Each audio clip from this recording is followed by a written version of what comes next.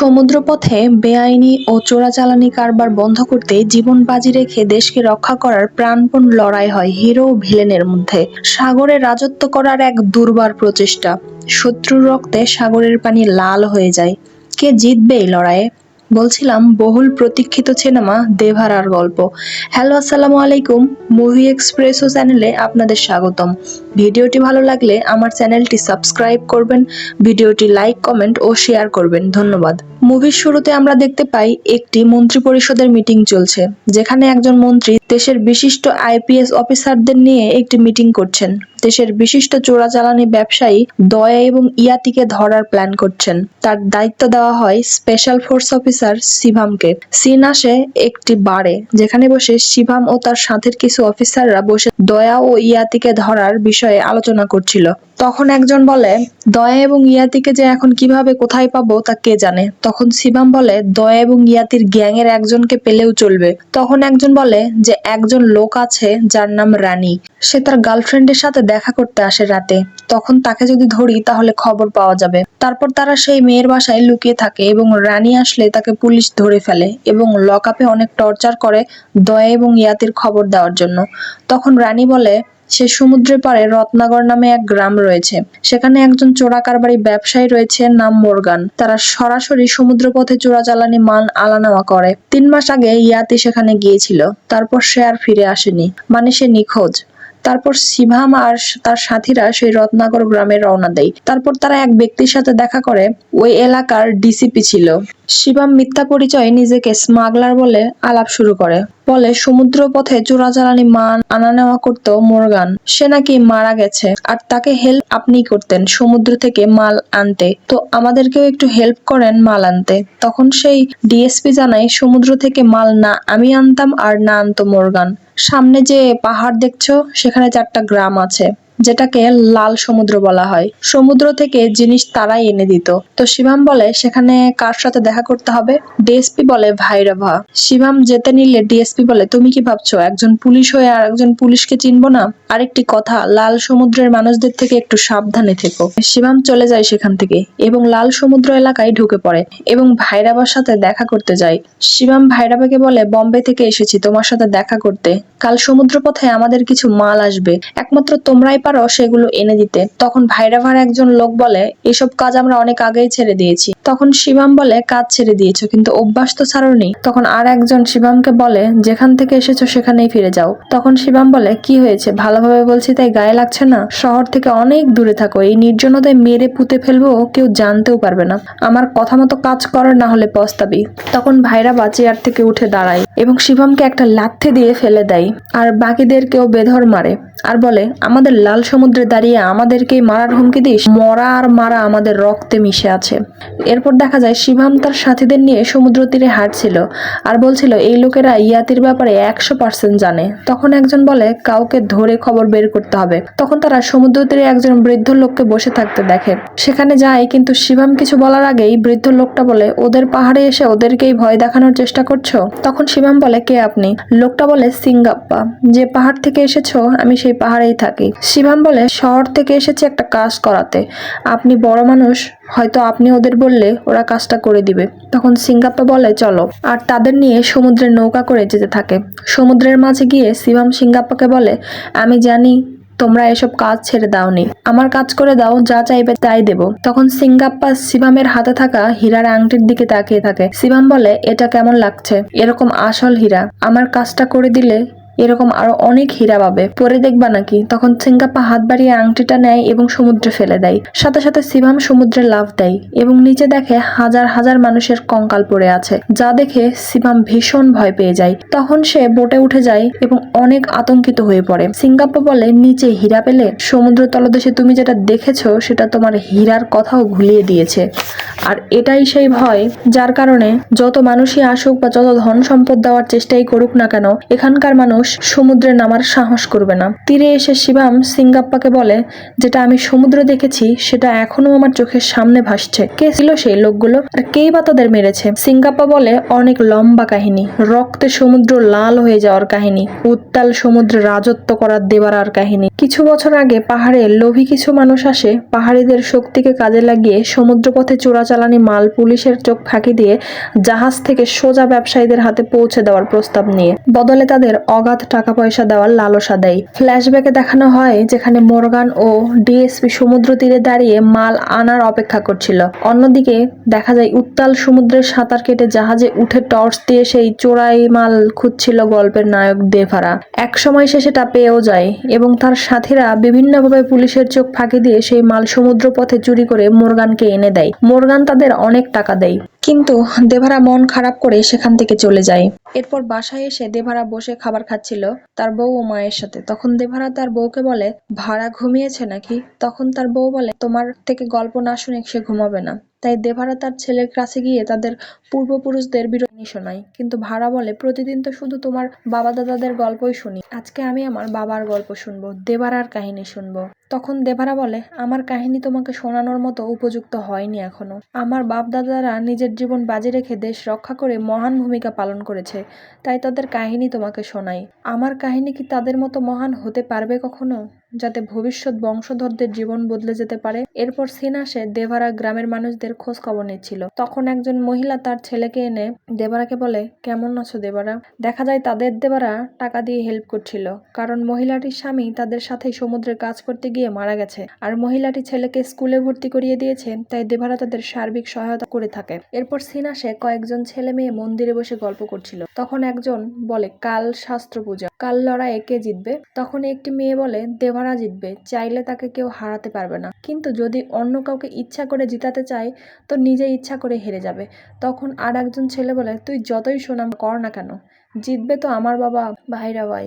এই বছর শাস্ত্র আমাদের গ্রামেই আসবে। তখন মেয়েটি বলে, যদি দেভারা চায় তো তাই হবে, শাস্ত্র তোমাদের গ্রামেই যাবে। তখন ছেলেটি বলে, যদি তাই হয় তবে এখনই সিদ্ধান্ত হয়ে যাক, আয় বাড়া, আমাকে হেরে দেখা।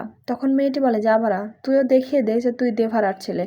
তখন তাদের দুজনের মধ্যে লড়াই হয় এবং ভাড়া হেরে যায়। পরদিন শাস্ত্র পূজায় গ্রামের সবাই একত্র হয় এবং নিয়ম অনুযায়ী 4 গ্রামের 4 জন লড়াই করবে, যে জিতবে সেই শাস্ত্র পেয়ে যাবে। তখন জানতে পারি বিগত কয়েক বছর যাবৎ শাস্ত্র দেভারাই জিতে আসছে। তাই দেভারা বলে, আমরা মাত্র 4 গ্রাম, প্রতি বছর নিজেদের মধ্যে লড়াই না করে প্রতি বছর একটা করে গ্রামকে শাস্ত্র দিলেই তো সবাই শাস্ত্রের আশীর্বাদ পাওয়ার সুযোগ পায়। তখন ভাইরাবা আপত্তি জানায় যে পূর্বপুরুষরা তো কিছু ভেবেই লড়াই করার সিদ্ধান্ত নিয়েছিল, তাই না? তাই লড়াই করেই শাস্ত্র জিততে হবে।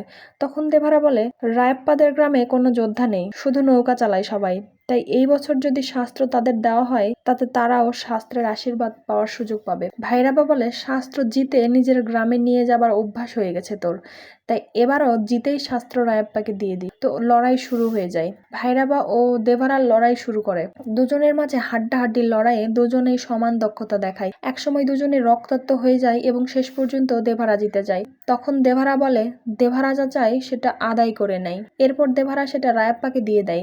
রাতে দেভারা একটা ভয়ানক দুঃস্বপ্ন দেখে চমকে ওঠে এবং সকালে মন্দিরে পূজারিনীকে বলে যে রাতে আমি একটা দুঃস্বপ্ন দেখেছি, যে সমুদ্রের পানি রক্তে লাল হয়ে গেছে, লাশের শাড়ি পরে আছে, আর তাদের মৃত্যু আমার হাতেই ঘটেছে। তখন পূজারিনী বলে, সামনের দিন অনেক অশুভ হবে, যাদের বিশ্বাস করো নিজের মনে করো তারাই বিশ্বাসঘাতকতা করবে, সাবধানে থেকো। এরপর সিন আসে জঙ্গলের পথে একটি বাস শহরের দিকে যাচ্ছিল। তখন বোমা বিস্ফোরণে সবার মৃত্যু ঘটে এবং সেখানে দেভারা যে ছেলেটাকে পড়ালেখা করার জন্য খরচ দিত সেই ছেলেটাও মারা যায়। দেভারা ছেলেটার লাশ দেখতে গেলে ছেলের মায়ের কান্না দেখে অনেক কষ্ট পায়। এরপর সিন আসে গ্রামের সবাই একত্র হয়ে গল্প করছিল। তখন মোরগান এসে বলে, যবে থেকে তোমাদের সাথে হাত মিলিয়েছি তবে থেকে 2 হাতে টাকা কামাচ্ছি। তখন ভাইরাবা বলে, এখন আমাদের ডাবল দাম দিতে হবে কাজ করার জন্য। মোরগান রাজি হয় এবং বলে, 2 দিন পরে আরও একটা জাহাজ আসবে, তোমরা যেভাবেই হোক মাল এনে দাও। তখন দেবরা বলে, সমুদ্রে পুলিশের আনাগোনা বেড়েছে, গতবারে তাদের হাত থেকে কোনো রকমে বেঁচে ফিরেছি, আমাদের কিছুদিন কাজ বন্ধ রাখা উচিত। ডিএসপি বলে, দেবারার মুখে এমন কথা, তুই আবার কবে থেকে ভয় পেতে শুরু করলি দেভারা? দেভারা বলে, ভয় পাচ্ছি না, শুধু সাবধানে থাকার কথা বলছি। মোরগান বলে, জাহাজ সমুদ্রে এসে গেছে, এখন কিভাবে না করতে পারিস দেভারা? দেভারা বলে, মাল সমেত যদি ধরা পড়ি আরো বেশি বিপদ হবে। ভাইরাবা বলে, বিপদ সব সময় থাকে, তাও আমরা এসব কাজ করি, হঠাৎ তোর আবার কি হলো দেভারা? তখন দেভারা বলে, এখানে আমাদের মধ্যে যদি কিছু লোক ধরা পড়ে তবে বাকিরা তাদের পরিবারের পাশে থাকবে, কিন্তু যদি সবাই ধরা পড়ে তো আমাদের পরিবারকে কে দেখবে? তখন একজন বলে, তাহলে এবার শুধু আমরাই যাই, যদি আমাদের কিছু হয় তবে আমাদের পরিবার তুই দেখে রাখিস দেভারা। এটা বলে সবাই চলে যায় এবং রাতে সবাই জাহাজ থেকে মাল চুরি করছিল। দেখা যায় দেভারাও তাদের সাথেই ছিল, কিন্তু হঠাৎ তাদের নৌকার সামনে পুলিশের বোট এসে পড়ে এবং তাদের সন্দেহ করে ধরে ফেলে। পুলিশের জাহাজে সবাইকে নিয়ে আসা হয় এবং প্রচুর বেআইনি মাল সামগ্রী তাদের কাছে পাওয়া যায়। তখন পুলিশ অফিসার বলে, তোমাদের পূর্বপুরুষরা নিজেদের জীবন বাজি রেখে বীরত্ব সহকারে দেশকে রক্ষা করেছিল, আর তোমরা সেই দেশকে ধ্বংস করার জন্য উঠে পড়ে লেগেছো। তোমাদের পূর্বপুরুষদের বীরত্বের কথা শুনে আমি পুলিশ অফিসার হয়েছি, আর আজ তোমাদের এসব কর্মকাণ্ড দেখে নিজের এই পোশাকের উপর ঘৃণা আসছে। তখন এই পুলিশ অফিসারের মেয়ে হয়েছে এই খবর তার ফোনে শোনা যায়। তখন পুলিশ বলে, আমার এই মেয়ের জীবন কি আদৌ সুরক্ষা পাবে? আমার তো মনে হয় না। তোমরা এই যে জিনিসগুলো যাদের কাছে পৌঁছে দিচ্ছ তারা দেশকে ধ্বংস করছে। তোমার গ্রামের যে ছেলেটা সেদিন মারা গেছে, এই সব অস্ত্র শস্ত্রের কারণেই সে মারা গেছে। এরকম হাজার হাজার মানুষ মারা যাচ্ছে তোমাদের কারণে, তোমরাই এর জন্য দায়ী।